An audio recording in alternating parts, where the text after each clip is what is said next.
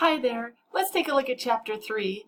In the beginning of Chapter 3, we have to open a data file, and it can be a little bit confusing how that looks then once it's open in Outlook. It can look like nothing's actually happened. So as a friendly reminder, when the book says to open the data file, you go to File, Open and Export. You have to, this time we're opening a data file, so choose Open Outlook Data File. And then anytime you have to open any file for our Outlook class, you always have to click on the left, click Desktop, click the class files, or actually give it a double click there, and then go to whatever module you're working on. Okay, I've already done this, so I'm going to hit cancel. If you have not yet done the open for the module 3, opening the data file, go through those steps, open that up. And then you'll come back here and it might look like absolutely nothing's changed.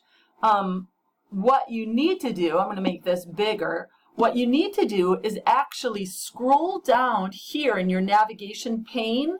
You need to scroll down until you see here, Outlook data file. And you can see I've done this more than once. So I have more than one, you might have more than one.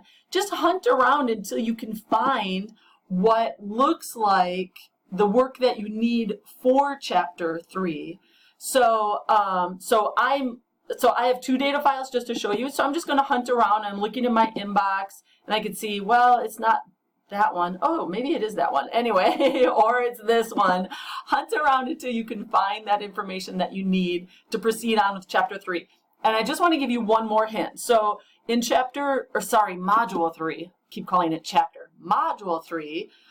In Module 3, when I did the open data file, again, I did it more than once. I kind of made it confusing. So we work a lot with contacts in Module 3. So I have 2 of these contact data files. If that's the case for you, you can move contacts around. So you can click, hold, and drag them to the place where you want them to reside. So you might want to take them from the data file contacts folder, and do you see what I did? I moved them into my Exchange user contact folder, just so I had like one place where then I could work forward in Module 3. And if you want to do that, that's perfectly okay with me. I'm really interested in you applying the steps. So however you need to do that to get that work done so that you understand what you're doing and it makes sense to you, that's completely fine with me. So give that a go. Let me know if you need any more help. I'm happy to Skype with you, call you on the phone, meet you at one of the campuses. Just let me know. All right, good luck.